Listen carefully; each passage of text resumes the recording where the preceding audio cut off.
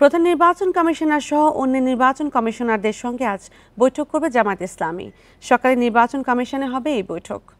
এতে জামায়াতের secretary general মিয়া গোলাম পরোয়ারের নেতৃত্বে একটি প্রতিনিধি দল যোগ দেবে। পরে সংবাদ সম্মেলনে বিস্তারিত জানাবেন জামায়াত ইসলামী। এর আগে গত 9 ফেব্রুয়ারি প্রধান নির্বাচন কমিশনার সহ নির্বাচন কমিশনারদের সঙ্গে বৈঠক করে বিএনপির প্রতিনিধি দল। বৈঠক শেষে সেদিন বিএনপির স্থায়ী কমিটির সদস্য নজরুল ইসলাম খান জানান, সংস্কার কমিশনের প্রস্তাব সুষ্ঠু নির্বাচনের জন্য অন্তরায় হলে বাধা দেবে দল। নির্বাচনের দিনক্ষণ নির্ধারণের ক্ষমতা ইসির নেই, তবে ইসির সঙ্গে তাদের আলাপে মনে হয়েছে আগামী মে-জুনের মধ্যে ইসি পরিপূর্ণভাবে সংসদ নির্বাচন আয়োজনের জন্য প্রস্তুত হবে।